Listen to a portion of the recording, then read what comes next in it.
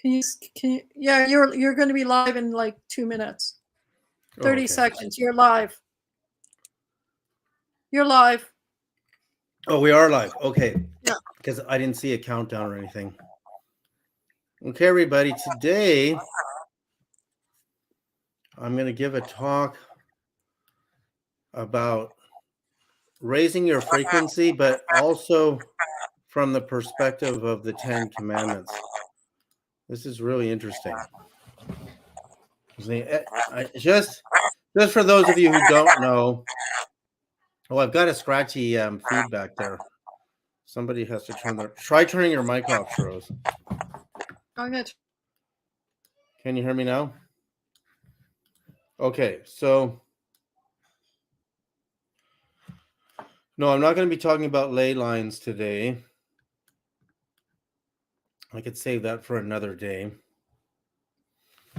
So just for those of you who don't know, I've studied with many meditation teachers. I've studied world religions. I've traveled to India, Saudi Arabia, the Middle East, and I've met with and studied with very profound teachers over the past 45 years. I've been meditating and doing breath work and many different types of frequency work for over 45 years. And, I've listened to Eckhart Tolle's story, and, what's very clear here, there are very many misunderstood, missing elements to allow people to get into this supreme state of consciousness. And once you're inside of the supreme state of consciousness, which happens to me every day, not at a specific time, I feel this resonance starting to happen. I stop what I'm doing and I meditate, and within 5 minutes, there's literally blinding levels of bliss, which is the purest, brightest ecstasy. But it's not without content. You're actually feeling the God field, and you're feeling the Goddess presence living inside of everything within your midst. In each moment in this state is so astounding. It's also very challenging to see and be a witness to it and be able to withstand it in some kind of permanent way, because there's really no end to it. It gets brighter and brighter, and there are periods where the ecstasy is so supreme it almost feels like it's going to knock you out and you can't actually take anymore.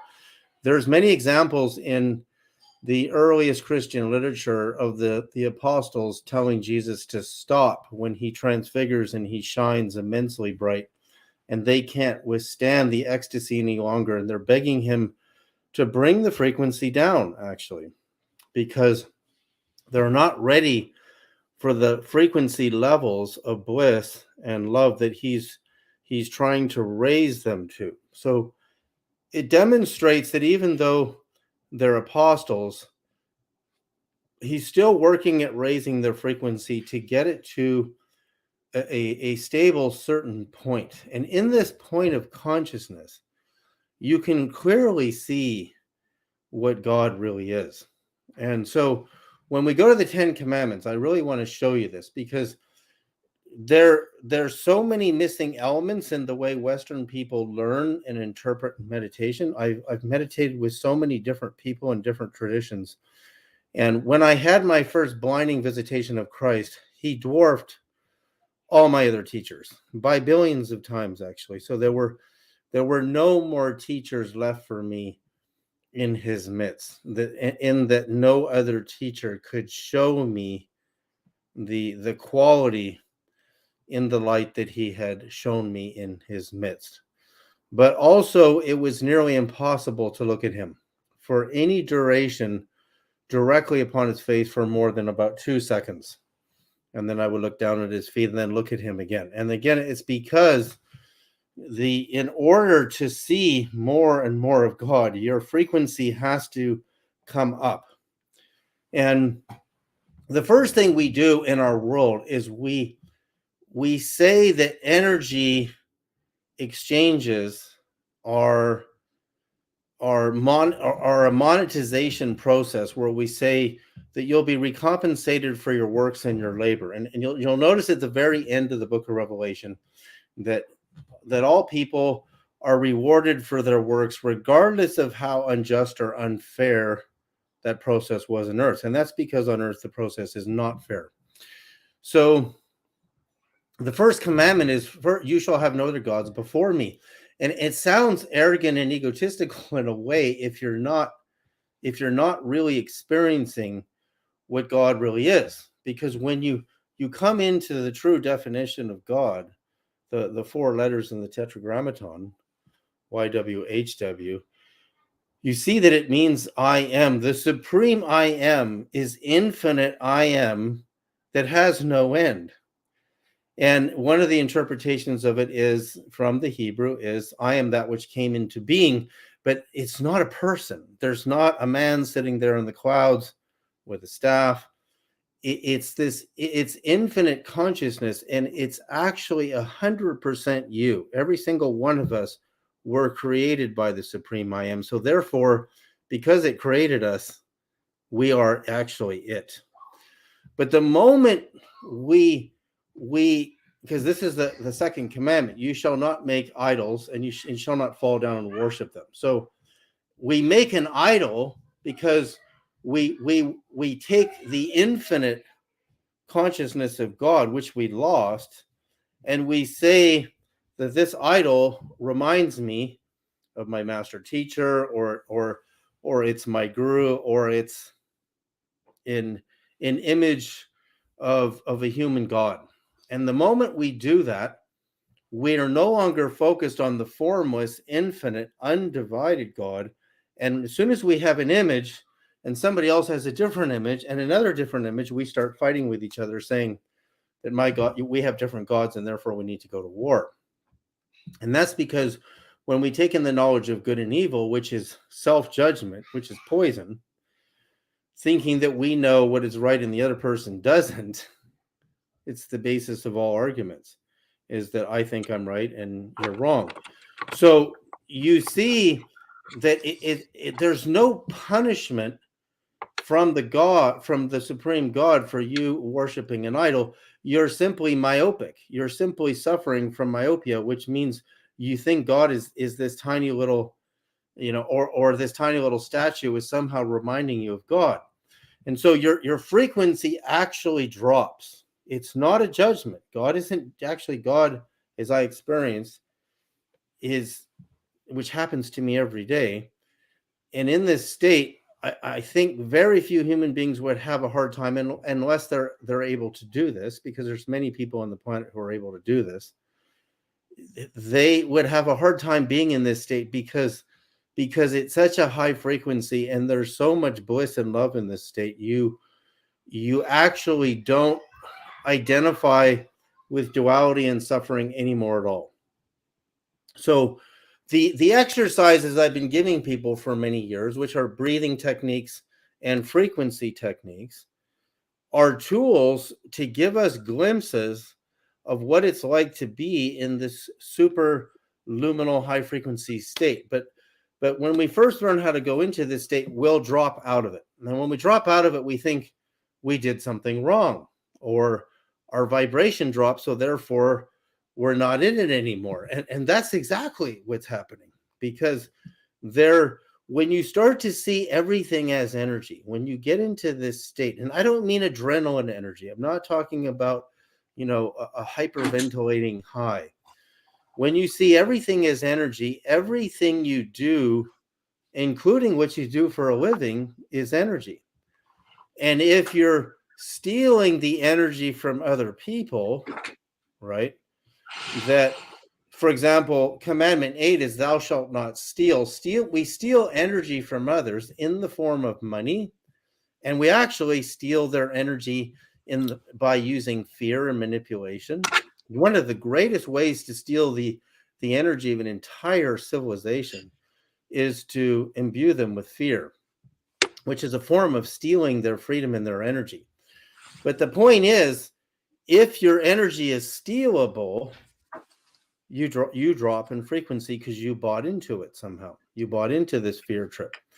So when when we use exercises, breathing and frequency exercises, all it does is we can finally start to resonate. Sometimes it's only a flash. There are people who describe, I had 3 minutes in the supreme ecstasy state and then I fell. And I don't know how to get it back. Or it happened to me once 5 years ago. Well, eventually this state becomes daily, and then it becomes multiple times in a day. And then eventually it becomes nearly permanent. So when you look at the commandments that you shall not make idols, it really looks foolish when you're seeing God everywhere and you're in this state and you see the worshiping of little statuettes. Now, that doesn't mean you can't have statues. See, there's nobody actually judging you. If your statue is a beautiful piece of art and you really like how beautiful it is, but you're not thinking that God is actually in the statue and it's somehow in the statue, but it's not over here and it's not there, then you're in duality, and whenever you're not around your statue, you're not going to feel like you're near God. So again, it's a trick, right? So it's not like these commandments are commandments. In a way, the word commandment is completely wrong. They're natural vibrational. It's actually the natural vibrational physics of God, because the third one is, you shall not take the name of the Lord God in vain. Well, first of all, if you're feeling the vibration of the name of God, how can you take it in vain? The only way to take God in vain is somehow if you have some idea about God and how God failed you, you might be very mad about this idea that you have in your head, and therefore you start screaming or cursing the Lord's name in vain. And 4, remembering the Sabbath day to keep it holy is to give humans a day off their labor so that they can really rest and really have a day where they commune with, they have this ability to take the time to really do their practices to tune themselves into the God field. And when we remove that in our culture, which we've done virtually almost everywhere, we now no longer have that day. In fact, today many people have to work 7 days a week just to make ends meet. So, but it's also that when you remove the concept of a day of rest and prayer, we lose. I mean, it's not like if you do nothing and you believe in nothing, you're somehow going to fall into this divine state of consciousness. There are real practices that are evident in the ancient world. There are clear evidences of the chanting of frequencies in the form of vowel tones and musical presentations for raising one's frequency. And honoring your father and your mother is natural. Once you see and you're inside the heart field of God, you see that it is connected to your heart center more than anything. And when we leave our heart center and we don't connect to the heart center into the family, we break the family. We have violated the connection of the heart center. And once the heart center is violated and not connected, there's almost no chance to go into the God field. In fact, there's almost no chance at all. If the heart is violated and the family's violated, there's a lot of damage there to repair. So commandment number 7, you shall not commit adultery, is when a person makes the commitment to have a family and have children, and one of them breaks it, you actually break the heart of the whole family, not just your partner. You break the commitment to the entire family. So that breaks the heart. And when the heart is broken, the connection to the heart field and the heart center into the God field is also broken. So these aren't really commandments. It's completely natural. In fact, I had this conversation from a high Buddhist perspective when I was in India with a very, very high level teacher. And their perspective is if a person commits adultery, but it doesn't hurt the other person, there's actually no harm done. It's a very interesting perspective because there are certain religions within the God of the Bible where a man can have more than one wife, for example. And sometimes that's because there's been a great war and there's too many women and there's very few men. There are many reasons for it, but nevertheless, like King Solomon had 700 wives, etc. So there's there's no real judgment about that as long as the person's heart field is not violated. That's the real clear part. Now, you shall not commit murder is also very interesting. It's actually quite amazing because Moses, of course, leads troops into battle, and so you wonder, he's just got these commandments. How is he advocating war? And that is a real conundrum because if you're being opposed in such a way that your structure for your spiritual life is going to be threatened or removed from culture, then you have to defend it because the what Jesus says, fear not those who can kill your body, but those who can kill your soul. So that is the conundrum there. And again, when we come to thou shalt not steal, when people steal from you, and they steal your invention, they steal your livelihood, and then there are those who are really poor and they steal because they need to get food. Is that really stealing? Is it because some people really do have way too much and others don't have enough? So is it really deserving that a person who's poor and who's working every day and can't get enough to eat, is it wrong for them to partake of something because they don't have enough? See, it's not so cut and dry. Each one of these aren't cut and dry, and that's because when you're in this field, I have tested this God field to see how sensitive it is. And it was interesting because I was so into perfection when I was young, being a vegetarian, being nonviolent, working as a tree planter for 23 years, breaking my back and my arms, getting paid very little money, even as the top producer in my tree planting company, one of the top tree planting producers every day, because I was so fit. And still, I didn't have the money to buy a house or start a family. I barely had enough money at the end of the year to take care of my own needs, let alone a family.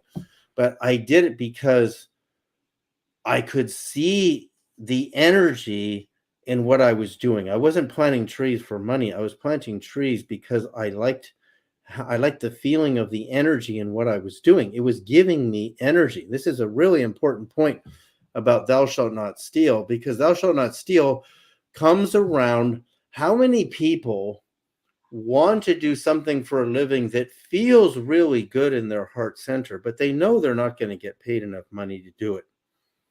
And I know a lot of farmers feel this way in their real lives, because farmers who produce our food that ends up on our table, a lot of them have huge challenges where they nearly lose the farm, or they lose the farm to a giant corporation.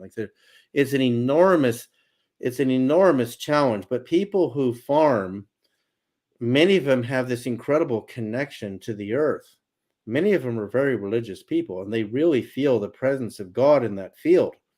And that's their work. And that's how I felt when I was a tree planter. I could feel the presence of God in the forest, and I love being in the forest. And I knew that that's what I wanted to do, is rebuild the forests on the earth. But yet at the same time, I wasn't really rewarded properly for it. So what I'm saying here is, if you see what it is you want to do in your life that really gives you the real feeling that you love this, you love serving this way.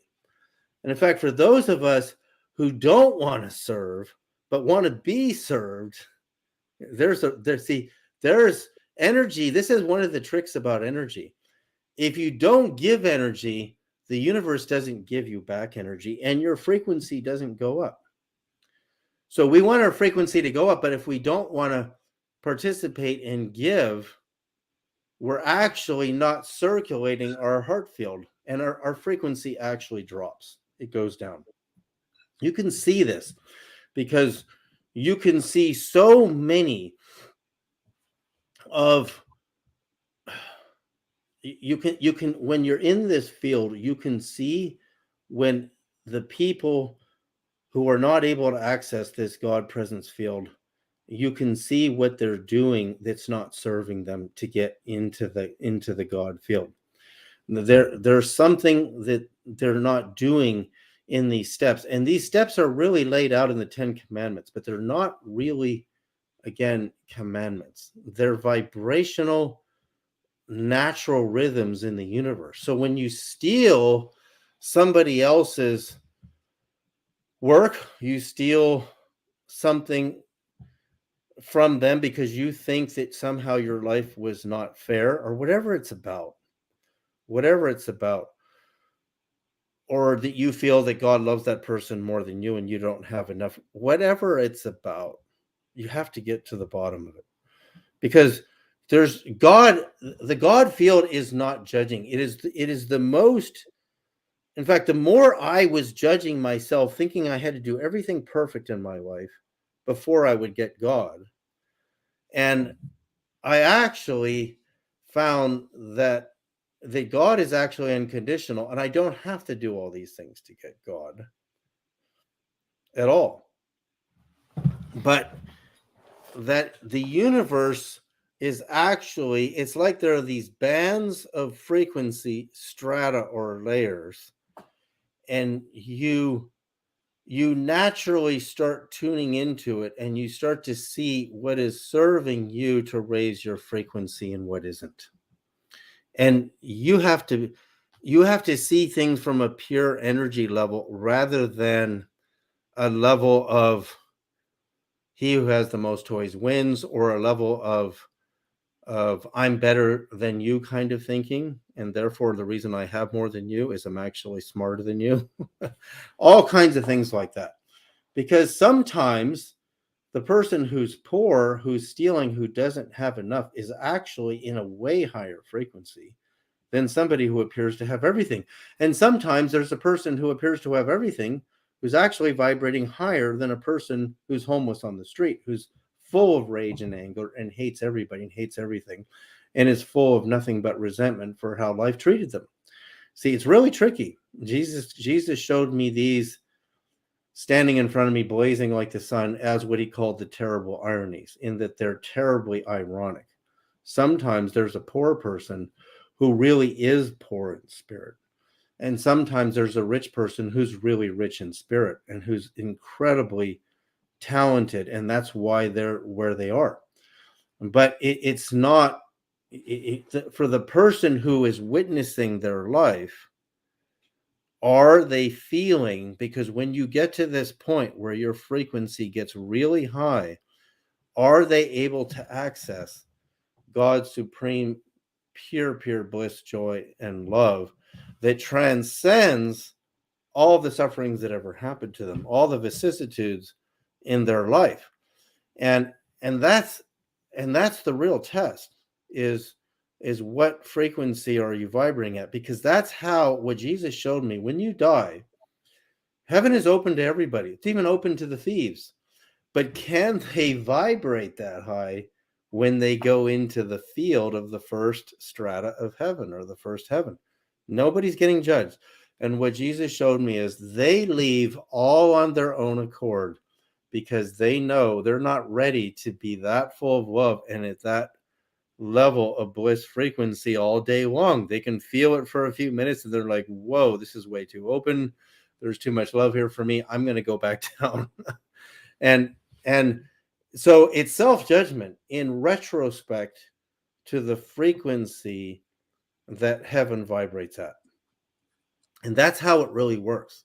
It's not that if when you die, you sell your estate and you give it to the church to pay for your sins, and then your children have nothing, and then somehow, because you gave them all this money, you're going to go flying into heaven. It doesn't work that way at all. The person approaching heaven has to have lived a life that vibrates in the love field. And this is one of the greatest ironies Jesus showed me. The love you didn't give is your greatest sin. There's no greater sin than the love you didn't give and the love you didn't share. And that means that maybe you wanted to love somebody, but they didn't reach your level of status, and so you rejected them. Maybe there's something you wanted to do with your life and you never did it, but you really had a real passion for doing this work, but you didn't do it for some reason that could be, it could be anything. It could be your parents didn't want you to do that. They wanted you to make more money instead of doing that. There's so many reasons. But the love you didn't give and you didn't share is your greatest sin. That's what you'll see as you come into the first heaven, because the first heaven will require you to have some experience with this love. All you need to have is enough love in you so that you can recognize it and you say, I'm ready for this now. I'm ready to be in this state all the time, no matter how horrible your life might have been. In fact, there are murderers who get into heaven. Thou shalt not commit murder, because they're actually ready. They've been forgiven and they let it all go. So, and again, those are the terrible ironies. The real irony is it's not in the head. Jesus showed me there were people who did tons of good things with their money. They gave it all to the charities. They still don't have their heart open enough to be able to feel this. So they reject themselves. God doesn't reject anybody. Heaven is wide open. They come in and your frequency goes way, way up, way, way up. And then they go, whoa, this is too much love. I feel too much love for everybody. This is too freaky for me. I think I'm going to go back down in frequency. And then they go somewhere in the universe next, where their frequency vibration is really, really vibrating at. So the exercises of meditation and prayer get us to a point where we can accidentally, almost it would seem, suddenly go into this state. And I know many people this has happened to. And then when you go into the state and then you come out of it somehow, then you come back down to your regular self. And you slowly throughout your life start to find your way back there so that it happens again. And, for me, 5 years ago, this state has been there 1 to 2 times a day, every single day for the last 5 years. And it's never gone away. And some days, in 2 or 3 minutes, there's more love and bliss than I can possibly withstand. I can't take any more. I could beg God to stop. So God actually has no limit to how you think you'd ever get bored in heaven. It's actually impossible when you start to really feel this. So the purpose of the temple was to calibrate a frequency field for the whole city. So, the Holy of Holies temple in Solomon's temple, which was it was actually 1 octave in frequency lower than when Moses had the Ark of the Covenant in the tabernacle. It was 10 by 10 by 10 cubits, the Holy of Holies. And the Ark of the Covenant was in there, and the 12 staffs for the 12 tribes were in the Ark. And then you had the 7 candle menorah, and then you had what was called the Holy Place, which was 10 by 20 cubits. Now, the smaller an oscillator frequency chamber is, the higher its frequency. At the time of Solomon, the temple doubled in size, which means the frequency went down. And guess why? It was too high. Only Moses and very few people were qualified to be anywhere near the vibrations and the frequencies coming off of the Holy of Holies and the Ark and the staffs and the menorah. So when it doubled, when a wavelength gets bigger, the frequency drops. So it went one octave down because the next generation was not going to be able to bear the frequency at the level that it was for the prophet Moses. So I mean, Moses isn't named as a prophet, but he's really a prophet.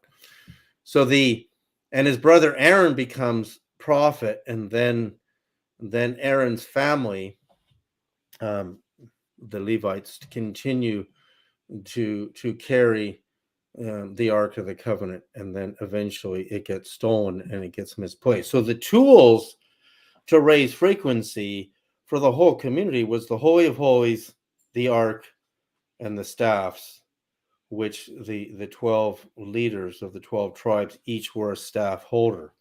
And Jesus's father Joseph was a staff holder. And then we can see in Mark 6:1-8 that Jesus is telling the 12 apostles they have to have their staffs, because their staffs are a frequency calibration tool. And that's because he could see that when he was going to leave them, that he was working at raising them and raising them and raising their frequency. And sometimes they would falter because you're still in the process of training to be in this super high frequency state, and that their staff would keep them calibrated, which is why all the prophets, every single one of them had their staff. Both the male and the female prophets had their staff. And you can see the evidence of that. So they're all using tools in addition to prayer. They have the Holy of Holies temple, the Ark, and the staffs, and the menorah, etc. And they're not just meditating in caves without any use of frequency tuned instruments to help them stay in this really, really high state. And once you do this work for anybody, I mean, this state is available to anybody who applies themselves. When you see yourself entering into the supreme heart field, it can happen to anybody if you put in the time. It doesn't matter how messed up your life was, how many bad things happened to me. I could sit here with you all day and tell you how many unjust, horrible things happened to me and members of my family. But it doesn't matter anymore. Once you get to this state, see, the forgiven state, you're not really forgiving your own suffering until you're vibrating high enough that you don't feel suffering anymore. And once you're vibrating high enough that you feel God's bliss, you slowly start to, you don't care that you ever suffered. You don't care if you were a victim of this crime or that crime, because God is now, you're now in the presence of God, and you can let all that go. It doesn't matter, believe me, it doesn't matter what's happened to you, because this world is full of good and evil. It's full of people who are judging, and it's full of people who are full of resentment, and it's full of people who want to steal your life force energy, right? Because rape is a form of life force energy being stolen, and having your life work stolen is kind of like rape. But for the person who enters the high fields, they actually have to forgive and let it all go. That doesn't mean the person who committed the crimes is forgiven. That person has to do the same thing, because once you start coming into this field, it will show you exactly what you're doing wrong. It's not judging you. It will just show you when you do that, your vibration goes down. And when you do this, your vibration goes up. And it's a natural law. There's nobody sitting there with a tick book saying that you, Bob, and you, Alice, you did this and I got all. It's like the story of Santa, right? You don't get presents this Christmas because you were good and you were bad. It doesn't even work like that. It's natural, and you can test it. When you go into the God field, you can test it. And I found it is, the more you get absorbed in it, it's incredibly forgiving. It does not require you to be perfect at all.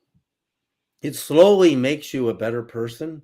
Slowly, it makes you a happier person. And when you're in God's presence, God's field, you can actually feel what's going on when what I call the internet, like not the internet, but the internet, because the internet is your nervous system, which was designed and created by God, is connecting and seeing what's actually happening in the God field in the universe, what's actually happening instead of all these stories people are writing. So the purpose, there's no greater investment in your life than doing these practices, because what happens when we find out that our religions can't circumvent natural law, that you know you can't just walk into your church and have your priest forgive you and you keep doing the worst things and the worst things, and you're just going to be forgiven. What does that mean? It means that that person who's doing those horrible things and wants to be forgiven every week, they don't want to vibrate higher. So they want to vibrate way down here. They want to be thieves and whatever they are, but they also want to be forgiven, but then they want to be thieves. So when they die, how can they vibrate higher, and how can they receive God's higher vibration when they don't even want to be in it at all? They don't want to be in a heartfelt, connected love space. That's not where they want to be. So it's kind of an oxymoron. When you see how it really works, is nobody cheats God. You can't trick your way through this. That you have to become responsible for your own vibration. And if you're suffering because of horrible things that happen to you, and I believe it, I know what happens on this planet. I know what people do to each other. We still have to let it go, no matter how horrible it was, and come to a place of healing, and come to a place where we can see God again. We have to, because if you get too low because something horrible happens to you, so you react and you say, the reason I'm like this is because this happened to me, and that's why I'm such a bad person, because this is what happened to me when I was a kid or whenever. It doesn't matter. You still have to climb out of the hole, and you still have to learn to vibrate higher. So that's what these techniques are for. Learning how to breathe again, learning how to tone to perfect pitch frequencies to raise your vibration so you can feel what it feels like to be. See, people wonder, like when Jesus healed them of their leprosy or their blindness, see, that's not the real healing. The real healing is when he touched you, and when you were baptized, you were raised up and you entered the heart field of God. The descriptions of the earliest baptisms are elation and supernatural ecstasy. That when a person came into Jesus's field, he could take them into this place. That's why they put everything aside in their life, and the close apostles went and followed him and were ready to die for him, because he was raising their spirit up so high.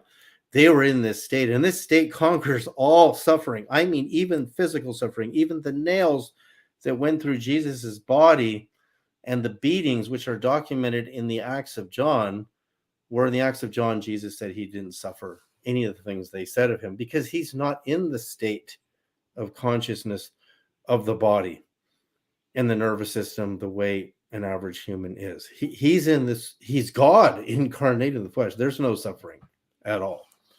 But the church wants you to believe he suffered for your sins. But if you read the Acts of John, he loved even those that did this to him. He said, forgive them, Lord. They don't know what they do. How could he forget? So you think that the horrible things that may have happened to you are why you're the way you are. But Jesus is getting beaten to a pulp, and he's saying, "Forgive them, Lord. They know what they don't know what they're doing." Imagine that. Imagine the state he's in. He's not anything like us. He is vibrating at the highest frequency, so he's not attached to what's happening to his body. We can't imagine that, because when a dog bites my arm, I feel it, right?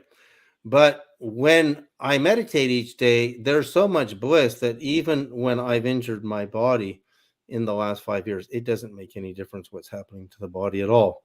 If there's an injury there, or if I can barely move my back, which has happened to me many times, it doesn't matter at all. Because when you're filled with the Spirit of God, those things will be conquered with ease, absolutely with ease, in this field, in this presence. So why today, because now I've only got a few minutes left, we see the study done by the Pew's Charitable Trust that another 30% of America no longer acknowledges themselves as Christians or believers in God, period. So what do when you decide, maybe it's because of all the stories of the Catholic priests, murdering and beating, Native Indian, First Nation children. Maybe it's the stories of them raping and beating and stealing the money, and the money corruption in the church, and people lost faith in God. How do you function in your life if you say, I don't believe in God anymore? Because if those priests are doing those things and those priests don't feel God at all, then why should I believe in the story they're telling me? Because these priests are not experiencing this divine state of God consciousness every day. So why should I believe in the religion? So when you don't, instead of finding out why they don't feel the presence of God, maybe it's because something's missing. But does that mean that God doesn't exist because they're committing crimes? Or does it mean that there's a problem in the system? There's a problem in the church. That maybe the church is not really qualifying people who are priests to be priests. Maybe they're not really understanding their true intent to get in that position of power in the first place. But that doesn't mean people should turn their back on God, is what I'm saying. Because what I'm saying in my life as a testimony, and all the horrible things that have happened to me, including losing my wife just over a year ago, to a horrible, horrible death, and the effect that that's had on me, it still did not stop the presence of God from arriving every single day since my wife died. And for our two children, I feed them the love of God that I tune into every day. That's their real food. That's our real food, is that we can't live on bread alone. We live by the Spirit of God and the Word of God, which is the vibration of God. That's our real food. So if the priests are not giving us what we deserve, and we turn our back and we say, now this is a massive number. When 30% of America no longer believes, 30% more no longer believing of any form of God. This is what the study says in the Pew's Charitable Trust, which is a very reliable study. It means we have a huge God crisis on our hands. We need a reformation. Not because what are you going to replace the rituals with? I was telling my daughter this morning on the way to school. So, rituals can be beautiful, like meeting every Sunday in church and everybody dresses really nice and they're singing and sacraments. And meanwhile, your priest is totally corrupt. Or maybe your priest isn't. I mean, there's probably lots of them that are not. But nevertheless, it's a ritual that is beautiful, that brings families together. And many of the people are coming there and they're praying to God together. Now, when the children say, well, because of the corruption in the church, this religion can't be real, therefore I'm not going to even go to church anymore, I'm not going to believe this, and I'm not going to baptize my kids, and I'm not going to do the same thing. What does that mean? What ritual do you have to meet every Sunday now when you throw all that out? What are you going to replace it with? Hopefully something better, I would hope. Or are people just going to be sitting on their phones and watching TikTok all day on Sunday? And that's their replacement. So what are you going to replace it with is what I'm asking you, because every one of us is born, every one of us is going to die, and every one of us were created, and we're going to meet that which created us the moment we die. And there are people who now, according to the Pew's Charitable Trust, are just becoming pure atheists. See, I don't think it matters. If you're an atheist and when you die, God doesn't need you to believe in God when you don't know what God is. How can you believe in something you don't even know what it is? It's just an idea. It's some words in a book. It's an empty feeling you have when you go to church. Who's God? So that's why I'm telling you this. I've given my life for this journey, my entire life. I didn't think I was going to meet Jesus Christ in person 7 times, shining like the sun. And I can tell you from meeting him that he's real, he's resurrected, and there's nothing on this earth that compares as one grain of sand to all the grains of sand on the earth to him. Nothing compares to him. And if anything, we need people to come together and to create a massive reformation. And we should demand reformation in our churches where there's corruption, in our temples. And I respect myself. I respect all religions. I don't judge any religion on this planet.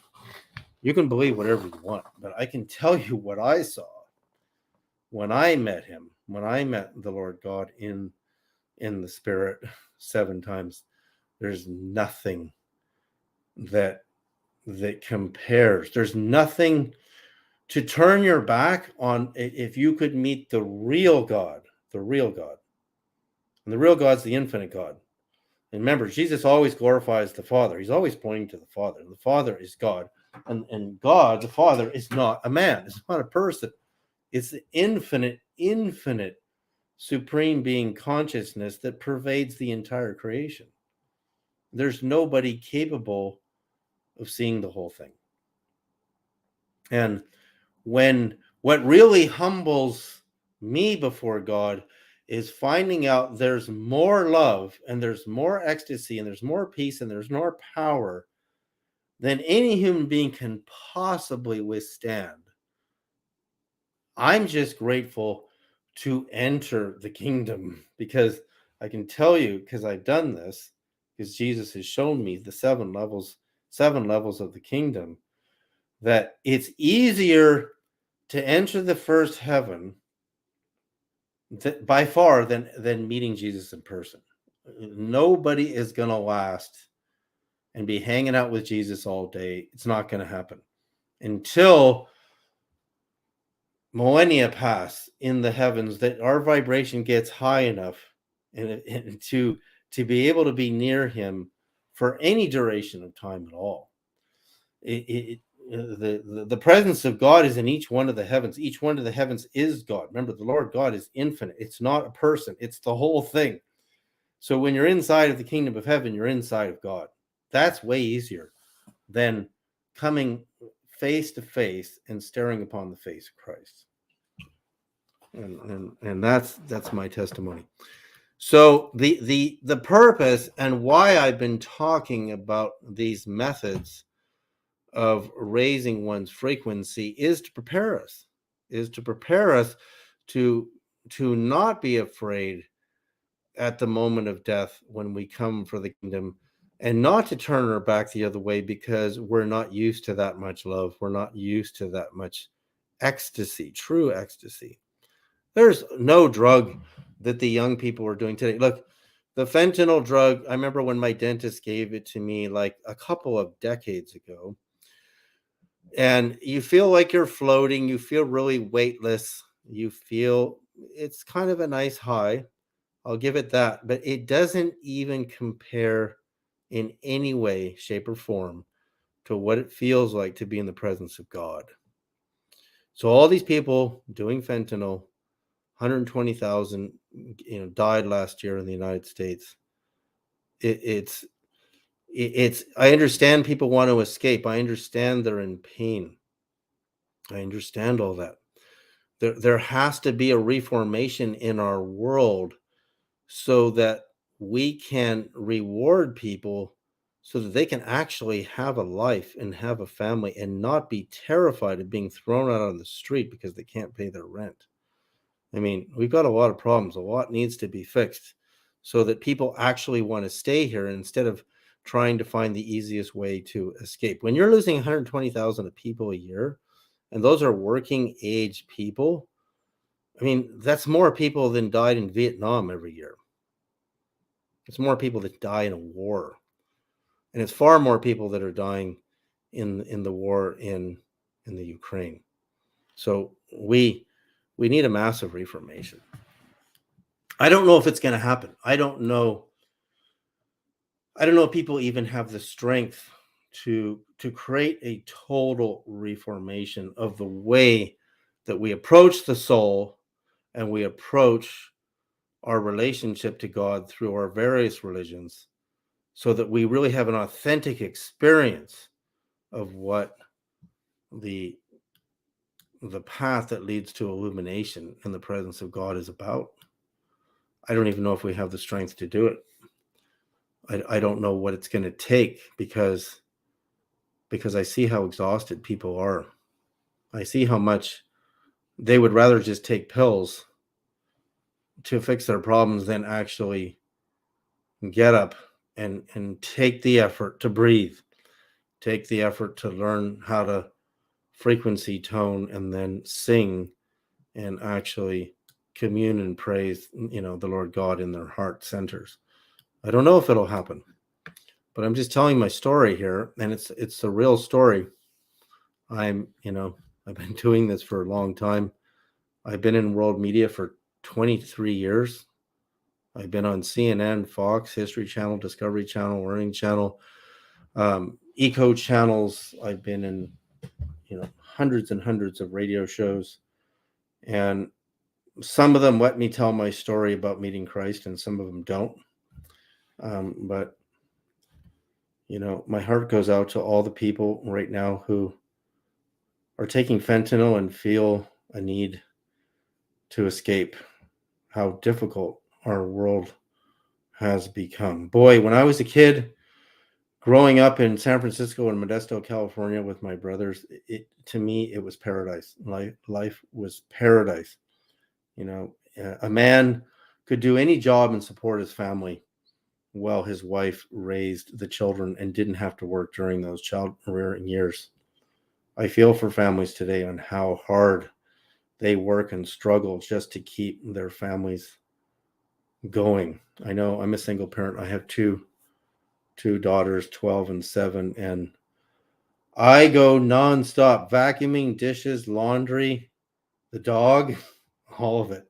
And I still meditate and pray once to twice a day and go into this supreme state of consciousness. And that connection to God every day is what it keeps me going.